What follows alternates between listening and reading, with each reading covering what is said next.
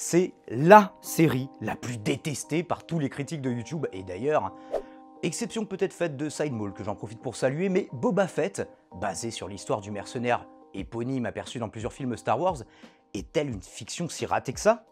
Allez, on va se fâcher avec des gens. La série Boba Fett suit l'histoire du personnage du même nom, un mercenaire cloné d'après l'ADN de Jango Fett, qui a également servi de modèle génétique à l'armée des clones dont s'est servi la République Galactique, puis l'Empire. Boba est l'un des rares clones non modifiés que Jango, également interprété par Temuera Morrison dans la prélogie, a élevé comme son fils, jusqu'à se faire tuer devant lui par le maître Jedi Mace Windu sur Geonosis. Boba suivra la même voie que son père, mercenaire, mais en gardera une rancune tenace envers les Jedi. Il sera amené à travailler pour Jabba le Hutt et Darth Vader, et, ce faisant, s'opposer à Luke Skywalker. Dans le retour du Jedi, Boba se retrouve englouti par le Sarlacc, ce qui est habituellement un aller simple vers une mort lente et douloureuse. Mais le mercenaire casqué connaîtra un destin différent qui sera dévoilé dans cette production Disney. Et c'est exactement le point de départ du livre de Boba Fett qui débute par un flashback nous montrant comment il a survécu au Sarlacc. Alors, qu'est-ce qui a énervé autant les gens avec cette série? En gros, les mecs ne sont pas contents parce qu'ils voulaient de la baston, des armes, des armures badass, des gadgets technologiques, bref, ils voulaient The Mandalorian. Et quelque part, ils l'ont eu. Simplement, The Book of Boba Fett n'est pas centré sur ça. C'est par exemple dans cette série qu'on découvre pour la première fois les hommes des sables de Tatooine de l'intérieur, alors qu'ils existent depuis A New Hope.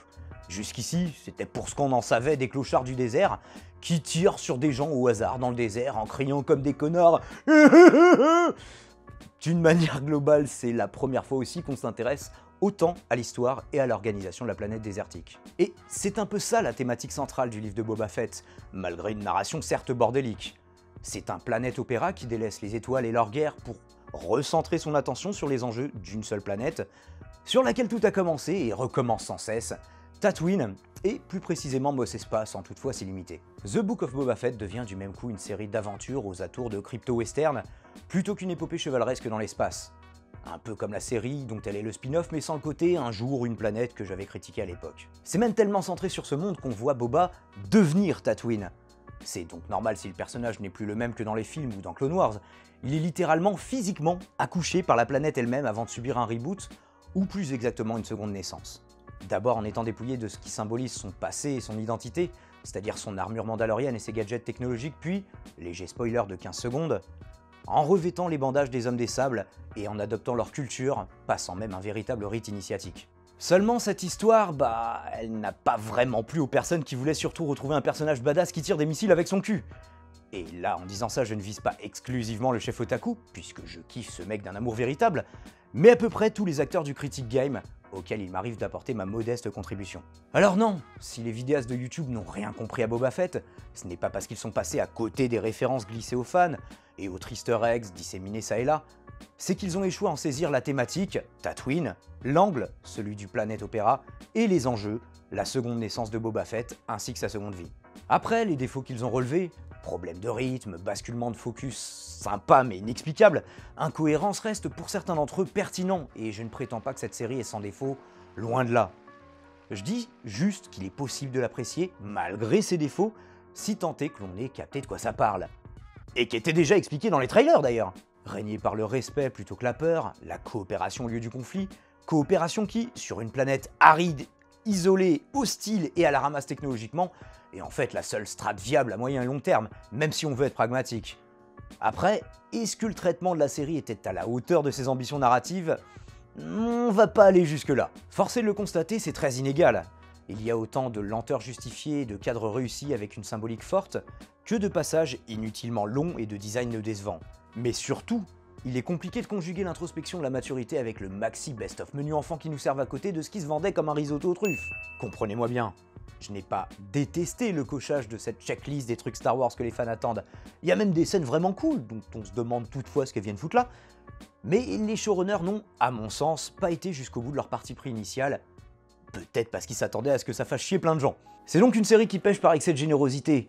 On développe enfin, là je vais name drop des choses en essayant de spoil le moins possible, le personnage de Boba Fett, vous allez me dire encore heureux c'est sa série, ça nous donne du Din Djarin, du Grogu, des Jedi, du lore qu'on avait toujours vu sans jamais le développer, des effets spéciaux parfois bluffants, des moments contemplatifs, une interprétation solide de Boba par Temuera Morrison qui interprétait déjà Jango Fett dans la prélogie, Mais si les ingrédients ont beau être alléchants, la recette n'en est pas moins hasardeuse et, promis, j'arrête ici les métaphores culinaires. D'une manière générale, et c'est un problème, le budget de 100 millions de dollars de la série, comparable à celui de The Mandalorian, se voit pourtant beaucoup moins.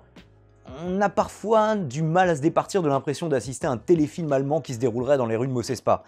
Par contre, pour une fois, et ça vous m'entendrez rarement le dire, la VF est assez cool. Je l'ai testé sur un épisode histoire de me faire une idée, donc si vous détestez les sous-titres, pour une fois, vous n'avez pas à trop culpabiliser, même si ce serait peut-être dommage pour l'interprétation de Morrison, qui a une voix plus caverneuse en VO qu'en VF. Ce n'est donc pas une série sur Boba Fett, le mercenaire sans état d'âme qui va de baston en baston, l'écume aux lèvres, guidé uniquement par son intérêt du moment. C'est surtout l'histoire de quelqu'un qui essaye, au crépuscule de sa vie, d'enfin apprendre les commandes et défricher sa propre voie, celle d'un roi sans royaume qui, à défaut de sujet, va se constituer une sorte de famille qu'en tant que clone mercenaire, il n'a jamais véritablement eu. Comment? Puis-je? Un récit qui tente de nuancer le mercenaire le plus stylé de cette galaxie très lointaine?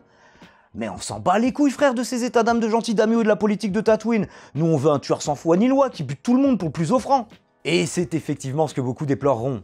Le personnage de Boba Fett est peu développé dans les films, 4 lignes de dialogue seulement et 6 minutes 32 de présence à l'image pour toute la première trilogie. Mais vu qu'il a du stuff mandalorien méga classe, tout le monde s'était fait une vision de lui que vient inévitablement écorner cette nouvelle production Disney. Comme si s'intéresser au bonhomme à l'intérieur de cette armure ne pouvait qu'amoindrir sa légende. Bah ouais. Moins on en sait, plus il reste de place au fantasme. Patrice Giraud, ex-rédacteur en chef de Feu Lucasfilm Magazine, donne son avis sur cette question. Le problème, c'est que George Lucas a créé des personnages absolument iconiques. À chaque fois qu'on essaye de dévoiler leur part secrète, le public qui avait fantasmé leur histoire est déçu. Boba Fett était le personnage le plus énigmatique de la saga, on ne savait rien de lui. Là, tout à coup, on nous raconte son histoire. Quelle que soit l'histoire racontée, elle ne va pas rentrer en adéquation avec les fantasmes qu'on a depuis plus de 40 ans. Après, la série développe-t-elle Boba de la meilleure des façons? Un reproche couramment adressé est l'absence de direction franche du personnage principal. Est-il un mercenaire repenti, un guerrier vieillissant, un parrain de la mafia, un père de famille, un justicier idéaliste, un politicien? Le show ne tranche jamais franchement sur son orientation, suggérant par ce flou plusieurs facettes au combattant casqué. Notez que ça n'est pas nécessairement un défaut en soi. Bref, le livre de Boba Fett ne méritait pas de se faire descendre comme ça, même s'il a des défauts évidents, on en a cité quelques-uns. Le rythme atypique, d'aucuns parleraient de lenteur, d'autres apprécieront cet aspect contemplatif planète opéra, une réalisation en dents de scie, parfois quelques décors et quelques designs un peu cheap, des choix audacieux mais déroutants et quelques incohérences. À présent, on va rentrer dans le détail des épisodes et donc dans les spoilers. Si vous souhaitez ne rien vous divulgacher, on se retrouve en conclusion, vous avez juste à regarder la timeline et à cliquer pour vous y rendre. Section spoilers. Bienvenue dans la partie spoilers, il va y avoir un petit peu de redite par rapport à un précédent live, parce que là vous vous dites, je traite le sujet vachement après tout le monde, mais j'avais déjà fait un live spécialement sur Boba Fett, que je vous mettrai en fiche de toute façon, et dont je vous mettrai peut-être quelques extraits, ou avec Tony, des débats de Gérard, on avait dit pas les habituels, et on a réagi à tous les épisodes de Boba Fett à l'exception du dernier. Alors on a une séquence d'introduction plutôt badass où Boba s'extrait justement du Sarlacc, puisque c'est de là que tout part, et qu'on pensait le personnage définitivement foutu. Et donc juste après, il va s'endormir, c'est quand même bizarre, je sais que ça justifie le reste du scénario, mais après avoir fait un effort aussi surhumain, le mec il se dit bon, donc je prenne 2 minutes pour souffler, ok, mais là il y a le jour qui tombe, la nuit qui a l'air bien avancée, peut-être il y a eu plusieurs jours qui se sont passés, le mec n'a pas bougé d'un pouce, et il va se faire dépouiller par les Jawa, donc c'est comme ça qu'il perd son armure. D'ailleurs on verra du coup qu'il y a une grosse incohérence par rapport à ça, qu'on ne nous expliquera jamais, hein, donc... Là, c'est peut-être le truc qui m'a le plus énervé de la série en soi, ce délire de l'armure. Et c'est aussi dans le premier épisode qu'on découvre un petit peu mieux les hommes des sables. Alors, certes, pas sous leur meilleur jour, parce qu'ils sont un peu montrés comme des enfoirés au début, à tendance esclavagiste tout de même, mais c'est la première fois qu'on les voit pas juste au loin faire comme ça avec leur fusil. Je le fais bien ou pas? Faites des dons pour cette imitation des hommes des sables. Un petit peu à la manière de The Mandalorian, dont l'introduction, rappelez-vous, était particulièrement silencieuse. Il n'y a aucun mot qui est prononcé, alors j'ai noté, avant la 9e minute, donc 9 minutes sans aucun mot. C'était la rivière d'émeraude, la forêt d'émeraude, je crois, le film que j'avais comparé The Mandalorian, il me semble, pour son caractère extrêmement silencieux. Et bah donc là, on peut le retrouver. Et dès ce premier épisode, on nous amène le côté gentil, avec des guillemets quand même. Hein. D'ailleurs, on dit des gros guillemets, pas des grosses guillemets, mots masculins. S'il vous plaît, ne faites plus l'erreur sur YouTube. C'est pas parce que vous youtubeurs disent des grosses guillemets. Bref, je m'énerve, mais arrêtez de le dire. entre gros guillemets, c'est un gentil seigneur du crime, parce qu'il n'hésite pas à buter des gens non plus, hein. Mais c'est toujours un petit peu la recherche du compromis du moindre mal qui est un petit peu implanté dès le début. C'est ce que je suggère, la scène des audiences qui avait scandalisé le chef Otaku en disant « Non mais t'aurais parlé comme ça à Jabba direct, on t'aurait foutu à la fosse au rancor et tu te serais fait bouffer mon copain. » C'est pas faux, mais est-ce qu'on voulait voir quelqu'un qui refait exactement pareil que Jabba the Hutt? Je ne sais pas. Certains peut-être. On a aussi une scène de cantina avec sa musique qui est pas sans rappeler évidemment l'épisode 4. C'est un petit peu... Voilà, je parlais de checklist des trucs Star Wars que les gens attendent. Il faut une scène de cantina avec des gens qui jouent de la musique, avec toutes les races de Star Wars à peu près rassemblées. C'est comme ça, pourquoi pas. Contrairement aux comédiens de The Mandalorian, là ils n'ont pas besoin, et c'est cool, de déployer des trésors d'inventivité pour lui faire retirer son casque. Parce que Boba, lui, s'en fout, hein. Dès qu'il arrive dans un bar, bim, il retire son casque. Il y en a beaucoup qui n'ont pas aimé ça, encore une fois. Hein, toujours le chef aussi, qui dit « Ah non, t'es méga classe avec ton casque, faut pas l'enlever, sinon t'es juste un chauve de 60 ans. » Et aussi beaucoup de gens qui ont gueulé sur l'âge. Alors, il me semble que, même si c'est un clone non modifié, Boba, que Django avait demandé... comment s'appelait ce peuple de cette planète aquatique qui faisait tous les clones? Je ne sais plus. Kamino, c'est le seul clone qui n'est pas modifié. Mais est-ce que ça veut dire qu'il ne vieillit pas de façon prématurée? Parce que là, les gens s'attendaient à ce qu'il ait une quarantaine d'années, et ils sont étonnés de le voir à 60. Mais c'est pas forcément incohérent, étant donné ce qu'on sait des clones. Et coucou Satil qui vient faire un câlin, je ne sais pas si vous la voyez. Qu'est-ce qu'on avait d'autre dans ce premier épisode? Oui, les boucliers laser des assaillants dans les rues de Mos Espa qui sont vraiment très cool visuellement. By the way, ils font du parcours en s'enfuyant. J'ai eu un peu peur que ça parte en Yamakasi Star Wars un moment. J'avais pas spécialement apprécié Yamakasi à l'époque, que j'avais vu au cinéma d'ailleurs. Alors on a Boba aussi qui se fait salement amocher dès ce premier épisode, hein. Et là je parle pas juste des hommes des sables. Et il semble passer un temps considérable dans sa cuve de Bacta, le bonhomme, hein. Donc on s'inquiète un peu, on se demande, bon, là c'est justifié, mais on verra que dans tous les épisodes, il y a un moment, il y a un délire avec la cuve de Bacta qui à chaque fois va déclencher les flashbacks. Donc c'est peut-être aussi une manière de nous amener les flashbacks, mais on en vient à se demander si, je sais pas, il a une maladie chronique ou quelque chose comme ça. Premier exemple de design que j'ai trouvé raté, c'est la bestiole à 4 bras dans le désert, qui est vraiment pas ouf en termes de design. On a aussi l'homme des sables avec son chien, là aussi je mets des guillemets, qui défendent leurs prisonniers plutôt que de s'enfuir. Ça j'ai trouvé ça cool, je me suis dit tiens, est-ce qu'on n'aurait pas trouvé un élément non manichéen dans l'univers de Star Wars? Et ben moi ça me fait plaisir quand j'en trouve. Et du coup je les note et j'en fais des vidéos. On a Boba du coup qui lui rend l'appareil, et jolie image d'Épinal du mercenaire. Boba victorieux et débarrassé de ses chaînes, au propre comme au figuré. Il y a un côté Spartacus, hein, genre torse nu dans le désert avec ses chaînes, avec les chaînes avec lesquelles il a étranglé la bestiole. Et donc voilà, il a sauvé son geôlier, et du coup il revient un peu bras dessus, bras dessous, triomphant dans la tribu, et c'est comme ça qu'il va être accepté. On arrive au deuxième épisode, et ouais, je suis pas le seul à l'avoir remarqué. J'ai bien conscience qu'on est sur Tatooine et que c'est pas un haut lieu de la technologie, mais ils attachent leurs prisonniers avec une corde. Même pas une corde qui a l'air un peu stylée, tu vois. Juste une pauvre corde vraiment rapiécée. C'est la Bobadèche, on dirait.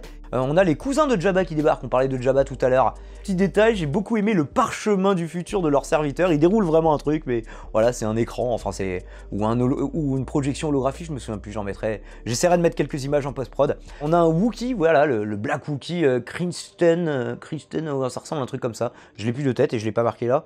Le Wookie qui combattent pour eux, à leur service. C'est là que j'ai commencé à me dire, c'est quoi ce maxi best of Big Mac en 2 minutes?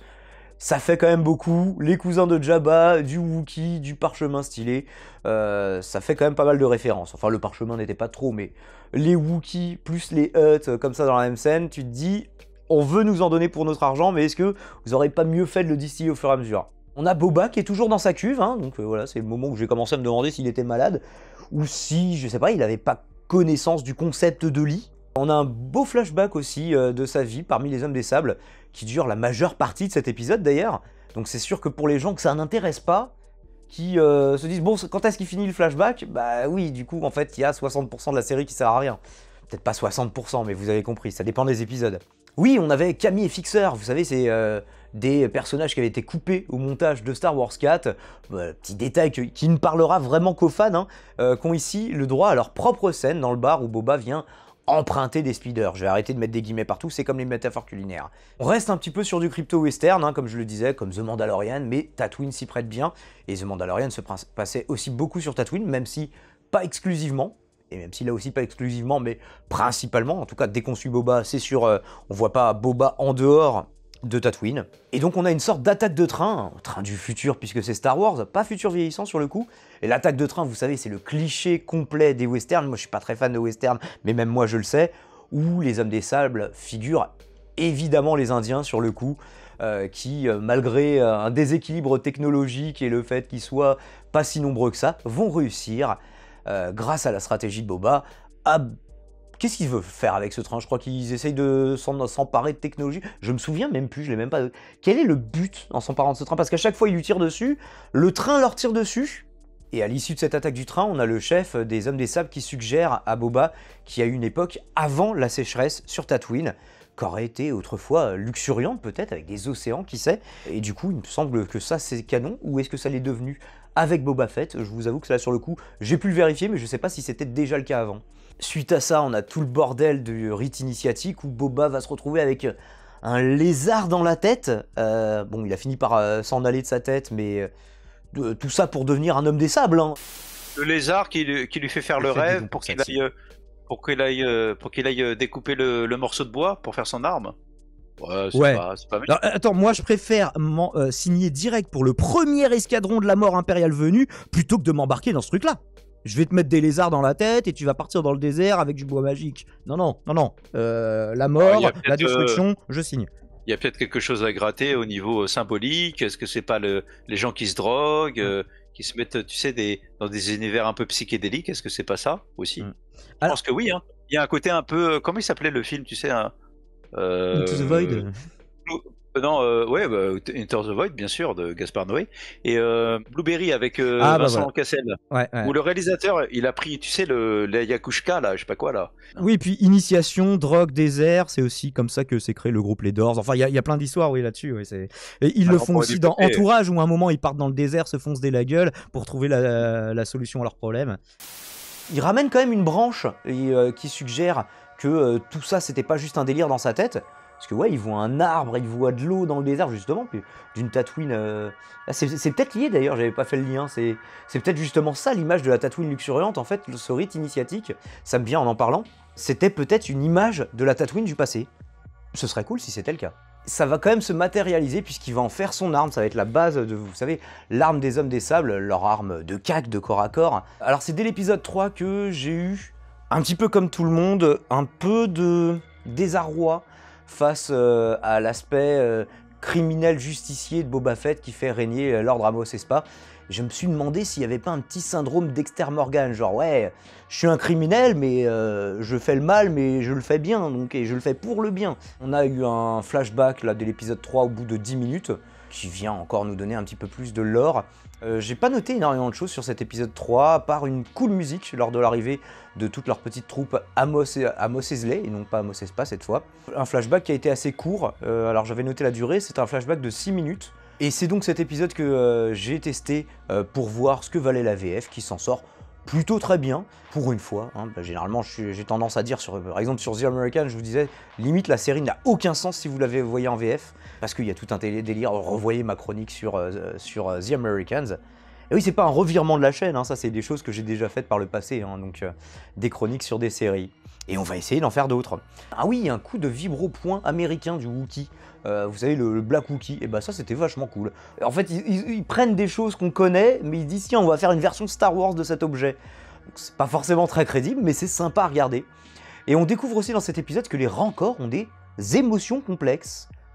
C'est noté, j'aurais jamais imaginé. Mais pourquoi pas, je prends. C'est toujours dans cet épisode qu'on a la scène que tout le monde a bâché, et la scène de la course-poursuite. Alors moi, justement, je n'aime pas les courses-poursuites, et là, c'est celle de l'adjoint du maire qui s'enfuit, qui est poursuivi par le clan des Vespa, comme tout le monde les surnomme, là, les 4 Power Rangers. Tout le monde a détesté cette poursuite à cause de la lenteur de l'action, mais c'est peut-être pour ça que moi, je l'ai apprécié, hein. D'habitude, une scène de course-poursuite qui dure plus d'1 minute 30, je décroche. Donc imaginez Terminator 3, c'est 1 heure de course-poursuite, je crois, il y a une demi-heure de scénario, 1 heure de course-poursuite.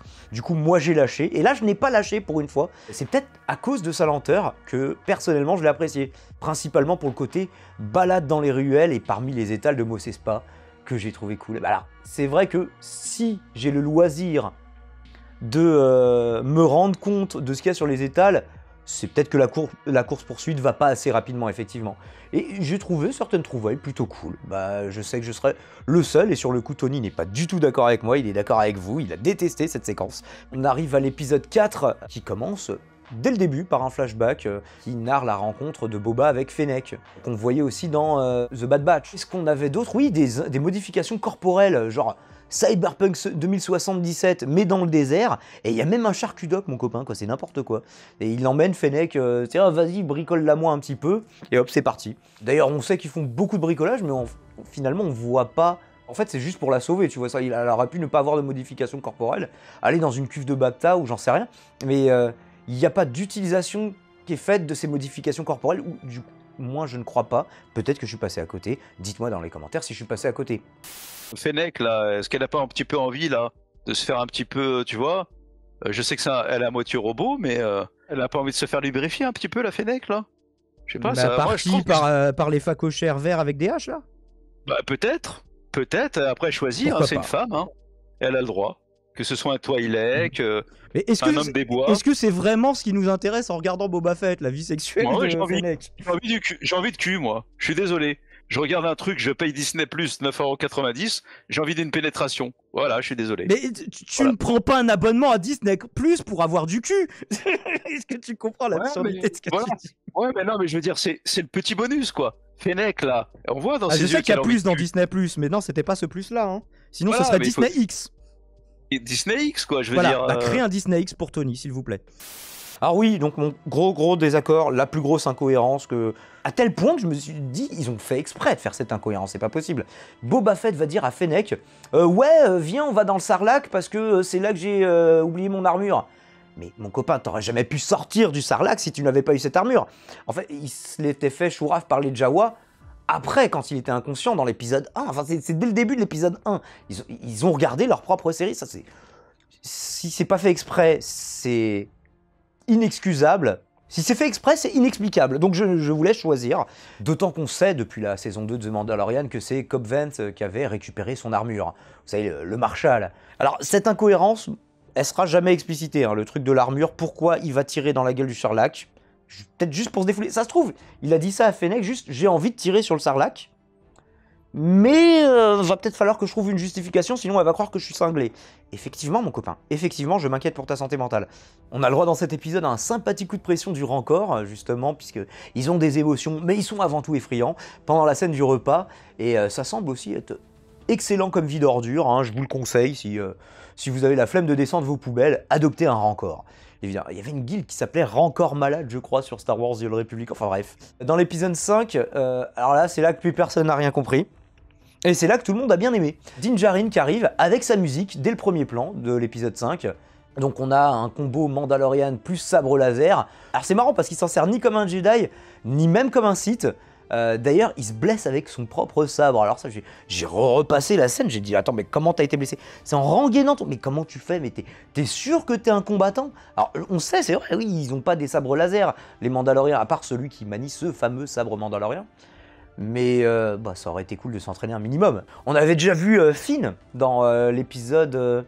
je sais plus si c'était pas dans l'épisode 7, qui se battait, qui brandissait le sabre laser de Rey, et il le brandit contre Kylo Ren. Donc il n'y a pas un truc qui interdit à des non sensibles à la force de brandir un sabre laser. Simplement, c'est pas la meilleure arme possible pour eux. Mais ils l'utilisent, ça fait plaisir, c'est joli visuellement. À 6:20 de l'épisode, on a une jolie vision d'un anneau urbain qui orbite autour de son étoile. Ça rappelle une sorte de mix entre la citadelle de Mass Effect et une sphère de Dyson. Malheureusement, il y a la suite du plan, ou je sais plus si c'était des autres plans. Enfin bref, quand ça se rapproche, ça fait un petit peu maquette.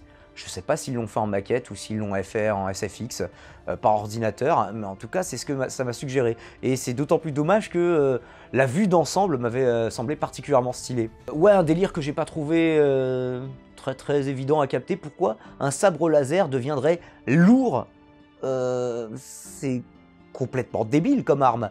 Alors je veux bien qu'il y ait un truc genre oui, tu n'es pas digne de la porter. Là c'est juste ta gueule, c'est magique, hein, c'est même plus ta gueule, c'est la force.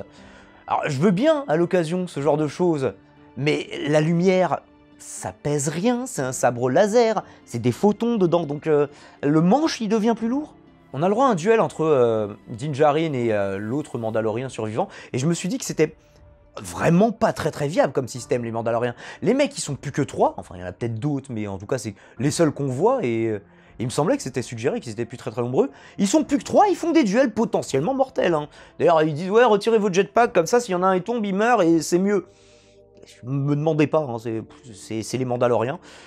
Remarquez, il y a bien des sites avec la règle de 2, hein, donc pourquoi pas. Autre clin d'œil, le vaisseau que la mécano sur Tatooine propose ressemble... Alors moi au début je pensais que c'était un pod racer, mais non en fait c'est plus les croiseurs de Naboo, et donc c'est plutôt classe, mais juste en gris métallisé. Je profite d'un nécessaire rechargement pour changer l'objectif, c'est quand même plus sympa. Donc l'épisode 6, on pousse un petit peu plus loin le délire du crypto-western, comme j'aime souvent le rappeler, avec le Marshal et vraiment là, la première scène où il arrête les trafiquants d'épices, où il les défonce 1 contre 3 comme ça, en mode la gâchette rapide, mais il n'a plus son armure de Mandalorien, peut-être que ça va lui manquer. Qu'est-ce qu'il est mauvais ce Marshal? Qu'est-ce que t'en as pensé, franchement? Qu'est-ce que t'aimes pas? Le personnage, l'interprétation? Ouais, les deux. C'est un peu, je reviens sur Harrison, tu vois. Déjà, sa tête, j'aime pas. Le côté cowboy qui se la raconte, qui se fait défoncer par... Alors moi j'aime pas les westerns, mais justement ça participait tellement, tu vois, le mec dans sa petite ville, le petit shérif local. Il fait de la peine, il fait même pas shérif, quoi, je veux dire. Un shérif, ça pue, il a sa scène d'introduction où il bute un gars direct en mode bah les couilles, tu vois. Non, mais ça, c'est pas crédible, Je veux dire, un shérif, ça pue, ça chic, tu vois. Pour moi, les shérifs, c'est le bon, la bête, trop propre et trop lisse. Peut-être. Ouais, non, même pas. Je veux dire, on dirait un toxicomane, tu vois, de Brooklyn. Et je suis content qu'il soit mort. Je te dis franchement. Alors, non, il est pas mort. C'est son adjoint qui est mort visiblement parce qu'il a mangé plusieurs bastos. Lui, il y a des secours qui se précipitent sur le Marshal. Il a été touché, mais il est pas mort normalement. Ça me dégoûte là. Là, je suis dégoûté. Je pensais qu'il était mort parce que non, j'ai pas accroché. Oh non. La tête, le jeu d'acteur. Et en plus, il sert à rien. Alors, il bute 3 pikes là au début, c'est vrai, pour les épices. C'est plutôt beau gosse. Il est 1 contre 3, les mecs ils disent ouais, t'aurais dû garder. Et il y a beaucoup cette vanne qui revient, t'aurais dû garder ton armure.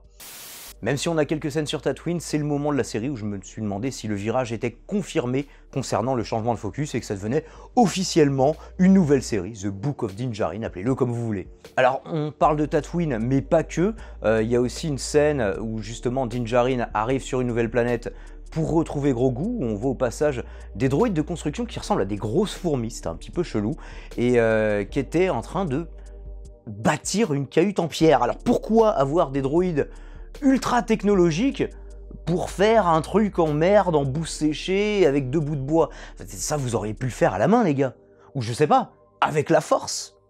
Je peux répondre. Parce que, tu sais, dans les Jedi, il y a le côté Shaolin, abandon de soi, abandon des êtres humains. Non. Ils sont pas obligés de faire des trucs. Alors, peut-être que toi, tu voulais un truc... C'est pas la tradition. Regarde, le temple Jedi sur Coruscant. Est-ce que c'était une cahute en bois? Peut-être toi, dans ton idée, tu voulais, tu sais, un hôtel avec un spa, un jacuzzi, mais où non. les Jedi... Non, c'est la fête et tout. Mais non, mais vous nous faites une putain de cathédrale sur cette planète abandonnée. Non. Eux, ils veulent un truc simple. C'est-à-dire 3 cailloux, un hôtel, et vas-y compris, et vas-y c'est la force, et tout va bien, c'est l'amour... Mais moi, en tant que droïde, je me rebelle contre cet ordre. Je fais à Luke, je dis non, tu ne me respectes pas. Tu ne me respectes pas, Luke Skywalker, donc je ne te respecte pas. Jamais, non, moi, droïde perfectionné, tu vas me faire ramasser des cailloux pour les empiler. Comme les mecs qui font quand ils font des randonnées, ils font des cairns. C'est un cairn géant ce qu'ils ont fait, c'est nul, c'est moche. Ça n'a pas de sens.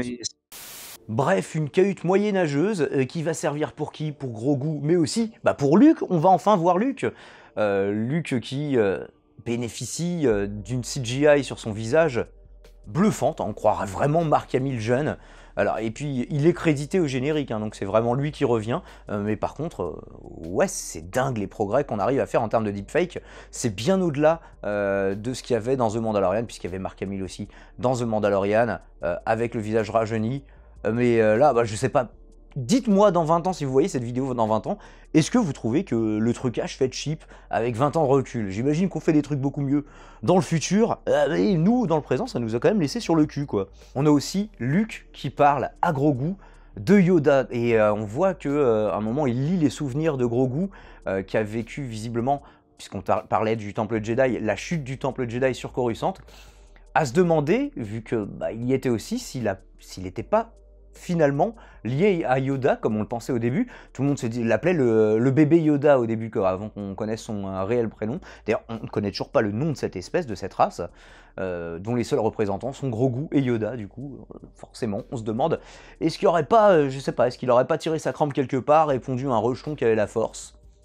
L'avenir nous le dira, j'imagine. Alors la scène qui m'a fait un petit peu de peine, c'était Din Djarin qui a traversé la moitié de la galaxie pour lui apporter, vous savez, son armure en Beskar, donc qui se révélera être une cotte de maille. Il y a des gens qui étaient surpris parce que c'était tout petit, ils se disaient mais qu'est-ce que c'est comme armure? On voyait bien la forgeron mandalorienne que c'était des anneaux qu'elle était en train de confectionner, donc voilà, une cotte de maille, des mailles, des anneaux, c'est la même chose. Et ouais, ça m'a fait de la peine que... en fait, on a Ahsoka Tano, et encore, voilà, toujours plus de fanservice. Ahsoka Tano qui dit ouais, c'est pas cool, par contre tu vas perturber l'entraînement de Grogu, et donc il accepte de le voir seulement de très très loin, pour pas le perturber, du coup, conformément à la demande d'Ahsoka. Et j'étais un petit peu triste. C'était sympa d'avoir une scène avec côte à côte Ahsoka Tano et Luke Skywalker, sachant qu'Ahsoka a été formée par son père, à l'époque où il était encore Anakin. Et d'ailleurs, elle fait une petite référence à ça à un moment, elle lui glisse en conclusion d'une scène, je l'ai noté, « So much like your father ». T'es tellement comme... ouais, ça me fait tellement penser à ton père, quoi. Tu ressembles tellement à ton père, hein. Je sais pas comment il faudrait le traduire littéralement ou pas. Ah, et attention, dans cet épisode, révolution, on va voir, pendant quelques images, pendant quelques secondes, le temps d'une séquence, d'une scène, Boba Fett, lui-même, dans la série qui porte son nom. Alors, rassurez-vous, il prononcera pas un mot de toute la scène, je crois que Fennec, oui, c'est juste simplement, voilà, une séquence de briefing sur Tatooine. Et voilà, mais ça justifie un petit peu, on ne vous a pas oublié, il est toujours Hal, voilà, il est un petit peu dans sa cuve de Bacta, en train de faire des flashbacks en ce moment, mais t'inquiète pas mon copain, Boba revient, il reviendra peut-être pour le final en tout cas. J'ai trouvé ça pas super cool de la part de Luke d'imposer un choix à Grogu, qui doit choisir donc entre le sabre laser d'un côté et la cotte de maille mandalorienne de l'autre, donc entre l'entraînement de Luke et la voix du Mandalorien.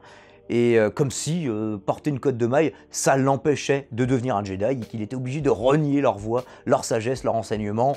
C'est juste de l'armure, hein. Bon, c'est un métal un peu rare, et est-ce que c'est un métal qui annule la force? Je crois pas. Est-ce que c'est un métal qui fait basculer du côté obscur? Bah ça faudrait nous l'expliquer quand même. Et bref, on arrive à l'épisode 7 parce que là déjà je blablate beaucoup trop, et enfin, pour le final, Boba Fett retrouve des lignes de dialogue, il va enfin pouvoir jouer dans sa propre série. Sérieux, ça se trouve, Temuera Morrison, il a eu un problème de santé et ils ont dû improviser, je ne sais pas. Est-ce que c'était prévu dès le début? Bah c'est ce qui a le plus étonné tout le monde dans cette série. Mais voilà, on retrouve un dernier épisode, parce qu'il n'y a que 7 épisodes, une conclusion qui vient boucler tout le reste, sans toutefois nous expliquer pourquoi ce changement de focus. Alors là, il monte un plan là pour pouvoir défendre contre l'armée des mecs de l'épice et compagnie, parce que voilà, on négocie pas avec les terroristes, et ils vont le laisser. Leur plan, c'est de laisser le palais sans protection, mais ça veut dire aussi laisser le Rancor sans protection. Ah, et je sais qu'un Rancor, ça peut se défendre, mais moi, je m'inquiétais pour lui. Voilà, ça m'a pas plu. Et puis voilà, le palais, quand même... il s'attendait à ce qu'on le défende, donc viens on le défend pas, ouais c'est un petit peu bizarre. Ouais mais c'est quand même censé être le siège de ton pouvoir, donc un symbole, même si on a vu que les symboles ils s'en foutaient, comme par exemple sa chaise à porteur, il a dit non moi je marche dans la rue, j'en ai rien à foutre, moi je suis pas un daimyo comme les autres, feignant qui avait la flemme de marcher. Alors on a Cad Bane qui met des coups de pression, Cad Bane qu'on avait vu dans un épisode précédent, même si j'en ai pas parlé, et qui est évidemment présent dans ce final, qui est aussi présent dans The Bad Batch, et qui met bien la pression dans The Bad Batch. On a aussi Grogu qui est revenu sur Tatooine avec un vaisseau et sa cotte de maille, donc il aurait choisi la voie des Mandaloriens, mais il est revenu tout seul. Alors je sais plus, je crois qu'il y avait R2 avec lui, je suis même pas sûr, il me semble qu'il y avait R2. Mais quand même, enfin Luke, est-ce que ça fait sérieux? T'es censé le protéger, ouais, la force te protégera, vas-y, parcours toute la galaxie, il y a des gens qui te recherchent et ils veulent te buter. Pas sûr. Alors dans cet épisode, il y a un autre truc qui m'a attristé encore plus que le Rancor, c'est la mort des 2 Mandaloriens, vous savez, les cochons verts comme les appelle le chef Otaku. On les voit mourir un petit peu de façon expéditive, ils meurent d'une chute d'une falaise, il me semble. Sans un mot, sans qu'un mot soit prononcé pour eux, même à l'issue de cet épisode, alors que leur loyauté a été jusqu'au bout indéfectible, que ce soit envers leur ancien maître, ou envers leur nouveau. Eux, c'est pas comme l'adjoint du maire de Mos Espa, le mec le moins fiable de la planète. Bah, eux, sur le coup, ils seront toujours restés fidèles, et j'étais un peu triste pour eux, du coup, même s'ils ont jamais de ligne de dialogue à proprement parler, et qu'ils ont l'air, c'est vrai, un peu cons. On a espéré évidemment toute la saison un featuring entre Din Djarin, le Mandalorien, et Boba Fett. Il arrive enfin dans cet épisode, au détour d'un combat contre des droïdes casse, enfin des gros droïdes casse, hein, encore plus gros j'ai l'impression. Mais ce que je comprends pas, c'est qu'ils les voient arriver, et ils font mince des droïdes casse, mais tirer, ils ont pas encore mis leur bouclier. Ils attendent 10 secondes qu'ils mettent leur bouclier, et là ils tirent. Bon plan les gars, parfait, j'ai rien à redire. On a aussi une jolie scène de retrouvailles un peu touchante en plein champ de bataille entre Grogu et Din Djarin, puisqu'il n'avait vu que de loin et que Grogu s'était pas perçu de sa présence. Il aurait peut-être dû sentir une petite perturbation dans la force, un truc comme ça. Globalement, dans cette scène de bataille, c'est là qu'on se rend compte aussi beaucoup, surtout pour un final. J'allais dire de la différence de moyens. Non, il n'y a pas de différence de moyens, c'est juste que les moyens sont moins bien utilisés. Ça fait plus cheap, et c'est bien dans cet épisode qu'on s'en rend compte, malheureusement. On a évidemment le bestiau qui arrive, je me demandais quand allait servir ce rancor de Chekhov, et honnêtement, il fait du sale, ça fait plutôt plaisir.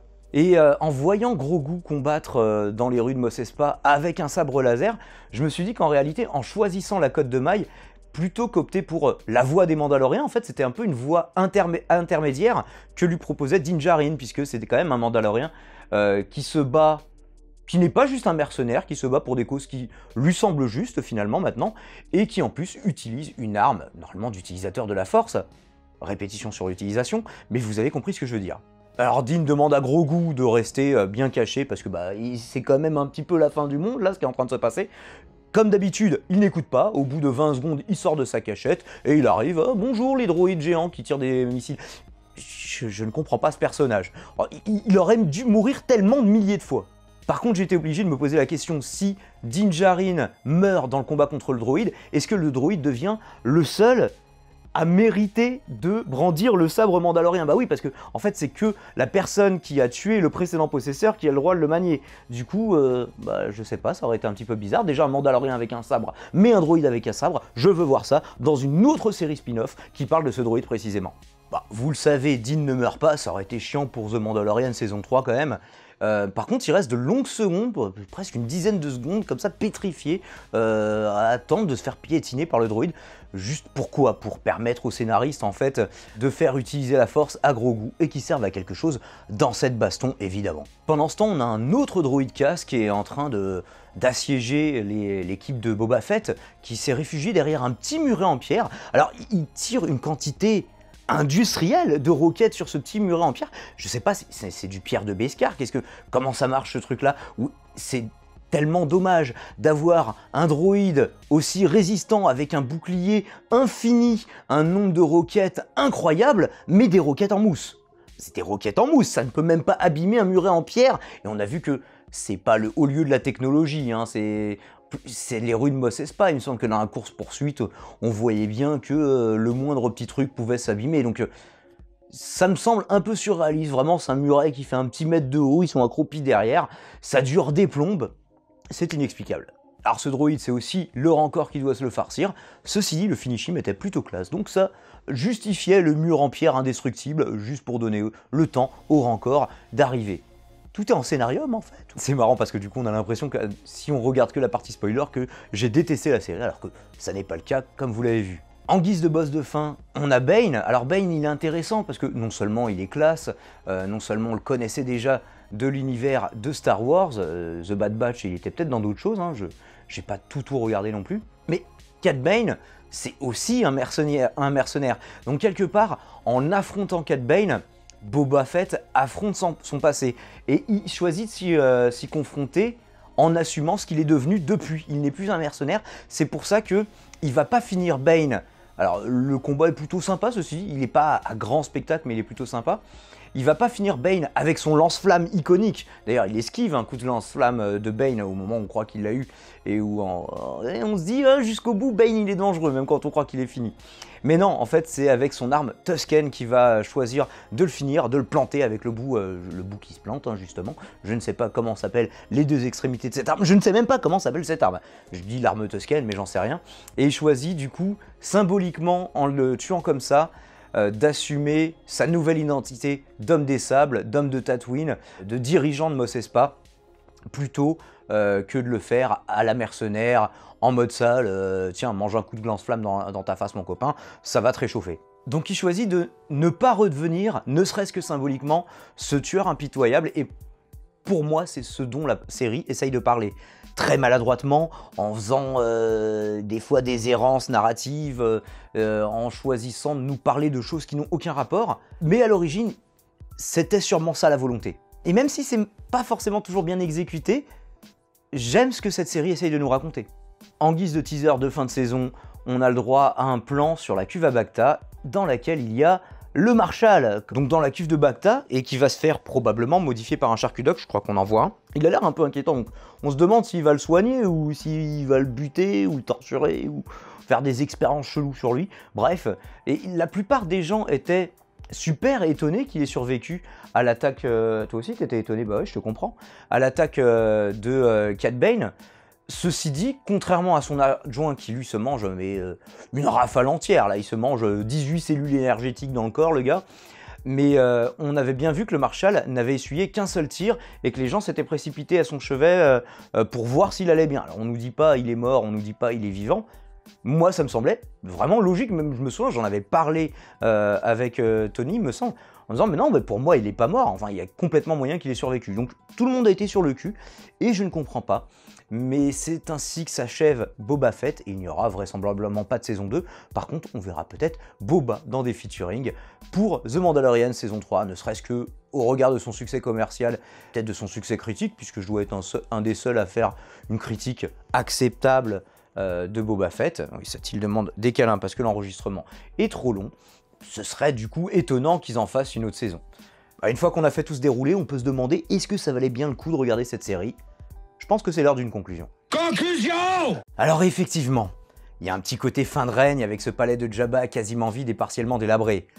On est d'accord que cette série semble ne pas trop savoir où elle veut aller, ni sur quoi ou sur qui mettre le focus, et ne pas savoir jauger l'équilibre entre générosité et fanservice. C'est sûr que Tatooine n'est pas l'endroit le plus intéressant de la galaxie pour faire d'un space opéra un planet opéra, et pourtant, la série essaye.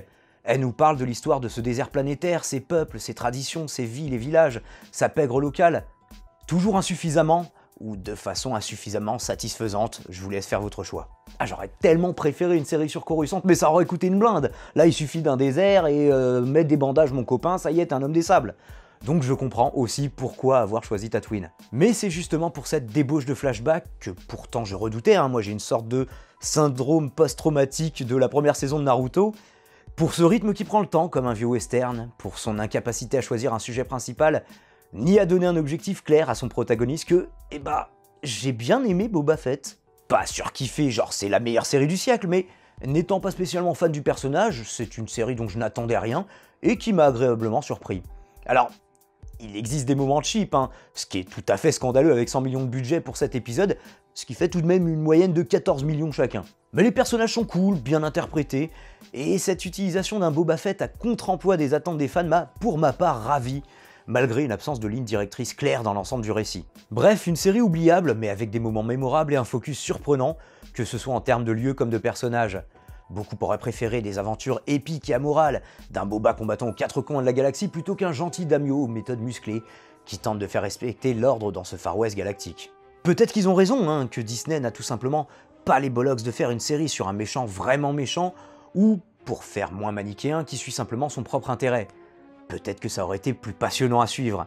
Mais cette proposition atypique nous change de ce qu'on voit habituellement dans Star Wars, avec ses bons et ses mauvais côtés. Comme d'habitude, laissez un petit commentaire pour me dire ce que vous en avez pensé, un like si vous avez aimé, abonnez-vous si vous découvrez la chaîne, et faites un don si vous pouvez vous le permettre, et que vous souhaitez aider cette émission. Je profite de cet outro pour rappeler que je fais dorénavant mes radios libres et mes autres streams sur une nouvelle chaîne, Diamond Radio Libre, c'est pour ça que vous ne les trouvez plus ici, et que le rythme de parution a significativement diminué, on va dire ça comme ça, mais c'est quasiment une chronique par jour sur DaiFM, donc n'hésitez pas, allez-y, foncez dedans comme dirait l'autre, et on va essayer de faire un peu plus de review, alors sans montage, dans les conditions du direct, qu'on fait assez souvent avec Tony, et je vous aurais peut-être mis des extraits de Tony d'ailleurs dans la partie précédente avec des spoilers. Sur cette chaîne, je vais essayer de recentrer le propos sur des critiques et des portraits, avec des thématiques a priori plus geek que politiques, j'ai bien dit a priori, cinéma, séries, jeux vidéo, émissions de télé, mais en n'hésitant pas, les Guignols de l'info, c'est ma vidéo la plus vue, c'est une émission de télé. Et j'hésiterai pas donc à digresser sur mes innombrables passions dévorantes que vous me connaissez. Idéalement, j'aimerais proposer ici un hybride entre la chaîne de Paul et Bolche Geek, même si j'ai conscience qu'on en est encore très loin. Bref, ici ce sera pour les vraies vidéos et la culture pop, avec de temps en temps des reviews qui vont pop sur des séries qu'on suit conjointement avec Tony. DaiFM ou mon Twitch, c'est pour les lives plus ou moins politiques sur fond d'esprit critique. Et la chaîne gaming pour les vidéos gaming, ça me rassure, vous suivez. Je vous mets bien sûr tous ces liens dans l'écran de fin et je vous dis à très vite. C'était Daimon.